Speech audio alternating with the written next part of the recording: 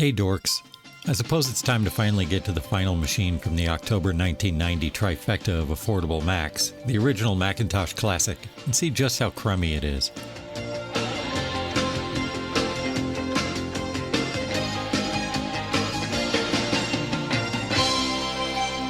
Bringing new power and capability to a dramatically lower price point in a classic design, the Macintosh Classic.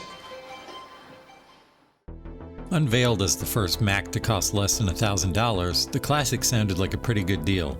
But how did we get here? Well, first we had the original Macintosh in 1984, an 8 MHz 68,000 CPU, a 9-inch black and white CRT, and 128K of memory. No mass storage, just a 400K floppy drive. A few months later, and the Macintosh 512K arrived, basically the same machine as the 128, but with more RAM. The Macintosh Plus was next in 1986, a redesigned logic board with the same CPU but a new ROM, 1 MB of RAM, expandable up to 4, and for the first time, a SCSI port on the back for mass storage and other peripherals. The floppy drive was also changed from a 400K to an 800K drive. Later that year, a revised version of the 512K came out called the 512K-E, which featured the same ROM as the Mac Plus, the 800K floppy drive from the Plus, but the memory was still locked to 512K without janky third-party expansion boards. Up to that point, all the Macs had the same cases with very small variations. That changed though with the launch of the Macintosh SE in 1987. The new design kept the same basic size and shape, but with a more modern style. The outside isn't the only thing that was modernized. The analog board and power supply were redesigned along with an all-new logic board with an expansion slot. In 1989, the SE FDHD, sometimes branded as the SE SuperDrive, received a small revision which brought 1.44 meg floppy drives to the compact Mac line, but no other real changes. The famous SE30 was also released in 1989, but it's more of a mutant offshoot of the compact Mac line than anything. It was basically a Mac 2X and 2CX massaged into a compact Mac case, so not really relevant here.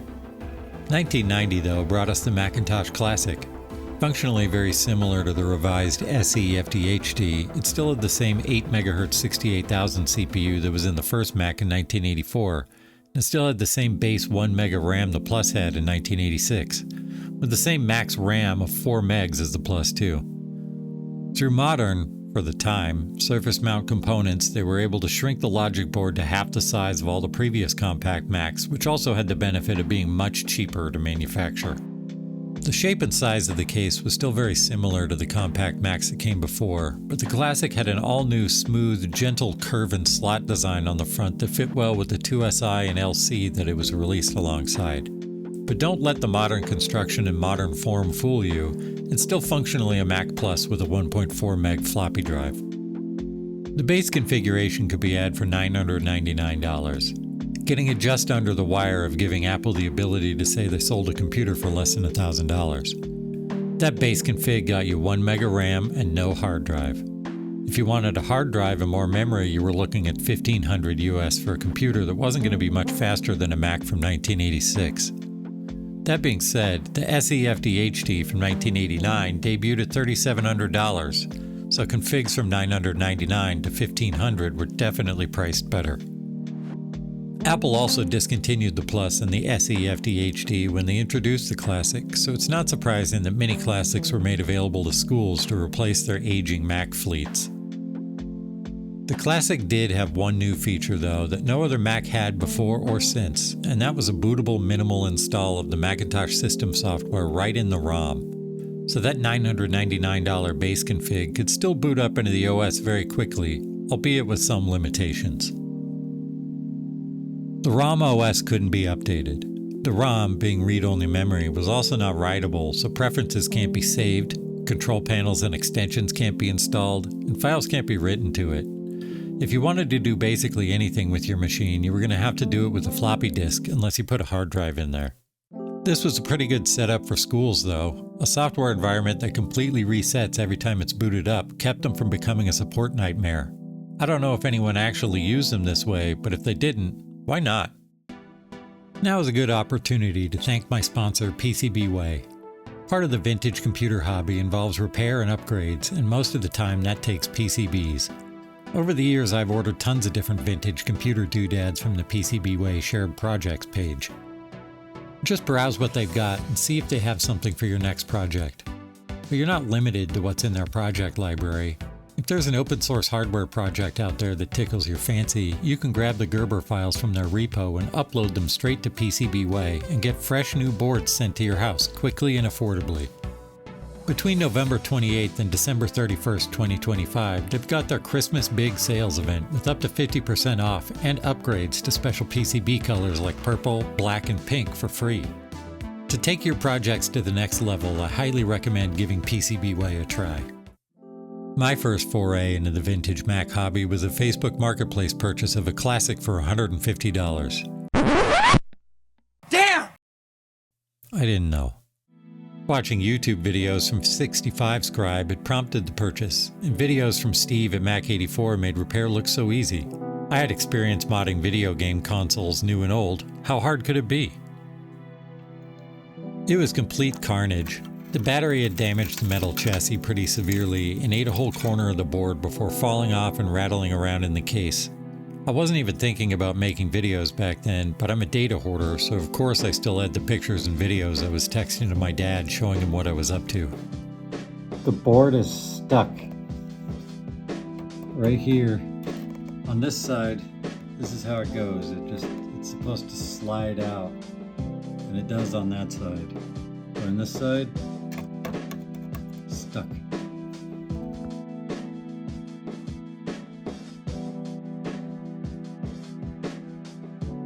I soaked the board in vinegar and gave it an alcohol bath and brushed vigorously until I'd cleaned off most of it.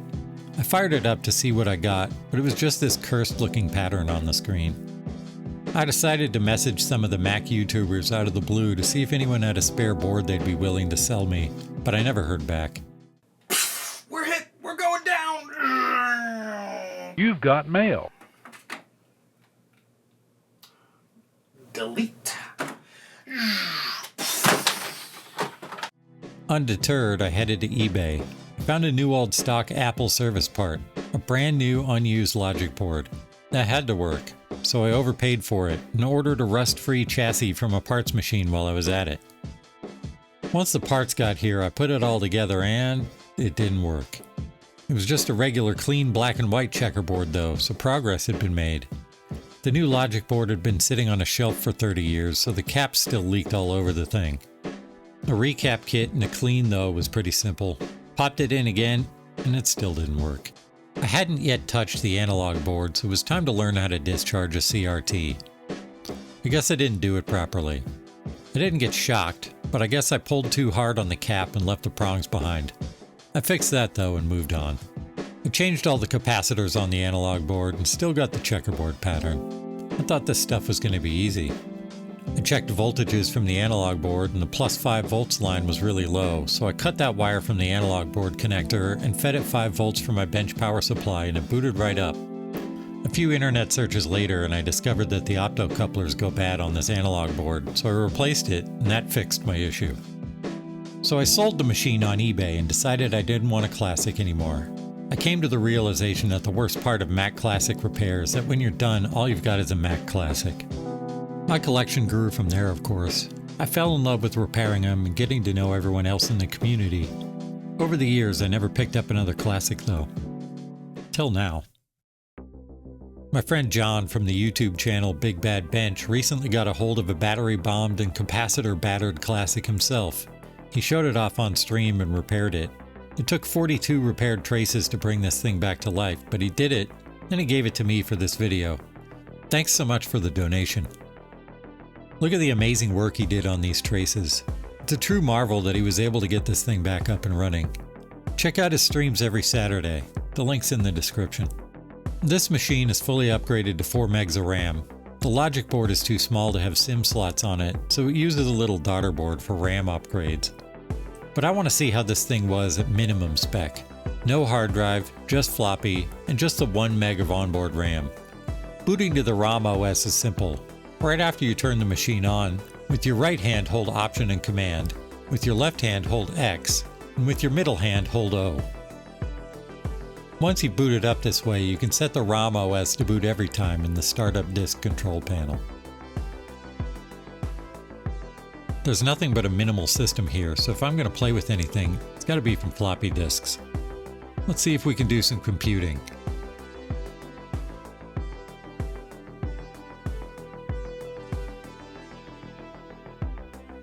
MacWrite works. How about something more advanced?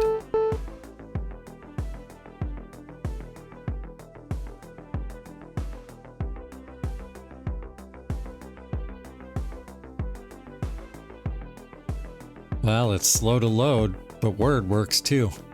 Let's do some artwork.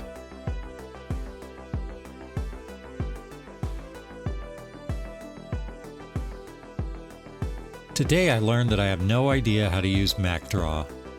Maybe something a little more my speed.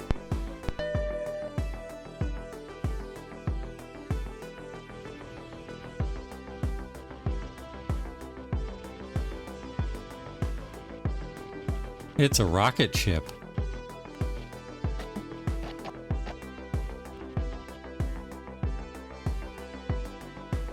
How about some games?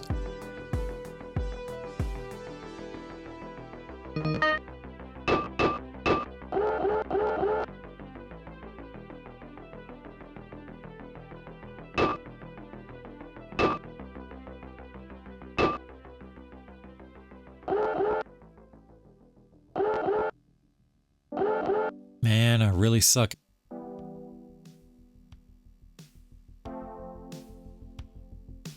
Not really that great at Space Invaders either. I hope this game is as good as these title screen graphics.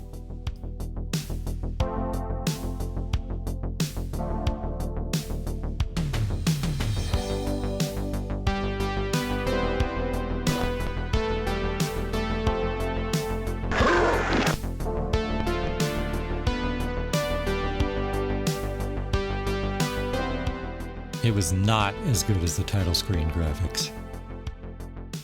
We played this one a lot in the computer lab at school.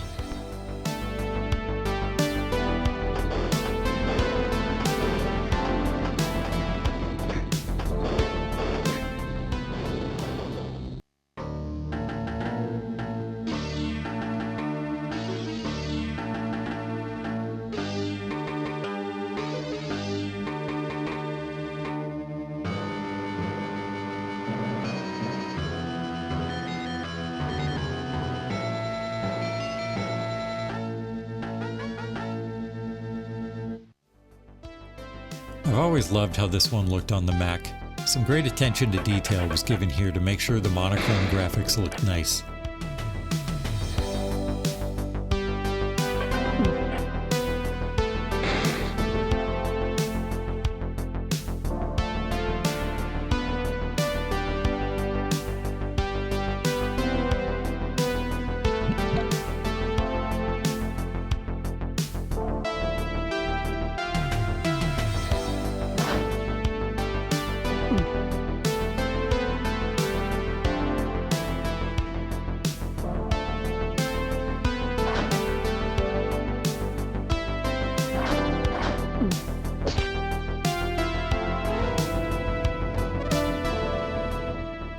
Maybe I'm just not good at computer games.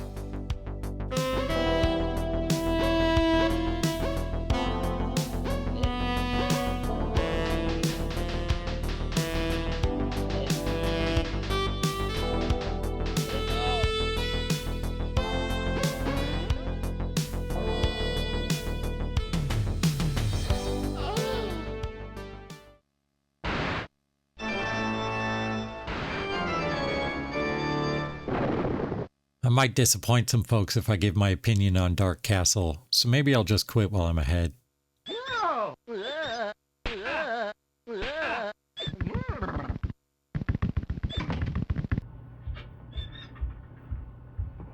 even is this game?